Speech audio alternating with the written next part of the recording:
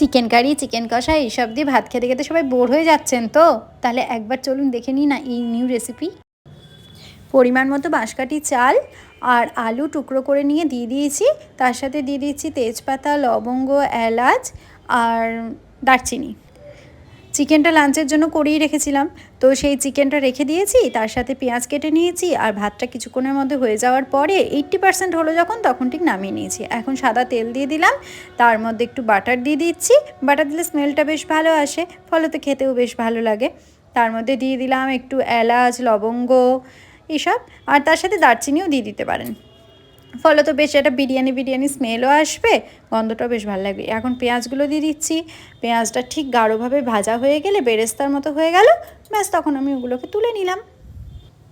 আলু আর ডিম সিদ্ধ হয়ে যাওয়ার পরে খোসা ছাড়িয়ে নিয়ে তার মধ্যে নুন হলুদ দিয়ে কিছুক্ষণ ম্যারিনেট করে রেখে দিলাম। বেরেস্তা ভাজা হয়ে গেলে আমি একটা কন্টেনারে তুলে নিলাম।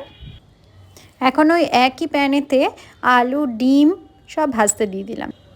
কিছুক্ষণ লাল করে ভাজার পরে ডিম আলু সব একটা কন্টেনারে তুলে রাখলাম। এখন করে রাখা চিকেন গ্রেভি ওই প্যানের মধ্যে দিয়ে যতক্ষণ না পর্যন্ত ড্রাই হচ্ছে ততক্ষণ নাড়াচাড়া করতে হবে। এখন তার মধ্যে অ্যাড করে দিলাম শাহি গরম মশলা আর কিছুটা বিরিয়ানি মশলা। দেন ভালো করে নাড়াচাড়া করে নিতে হবে। দেন জল ঝরিয়ে নেওয়া রাইস অ্যাড করলাম। যতক্ষণ পর্যন্ত পুরোটা একসাথে মিক্সড হচ্ছে ততক্ষণ পর্যন্ত নাড়াচাড়া করতে হবে। আগে থেকে ভেজে রাখা আলু ডিম এর ওপরে সাজিয়ে দিলাম। এরপর বেরেস্তাগুলো অ্যাড করে দিলাম। দেখতে দেখো কি আমি দেখতে হয়েছে। এখন কিছুটা মিঠা আতর অ্যাড করে দিলাম, আর স্মেলটাও একদম বিরিয়ানির মতো হয়ে গেছে। কে কে এরকম ঘরোয়া বিরিয়ানি বানালে জানিও কিন্তু আমাকে কমেন্ট বক্সে।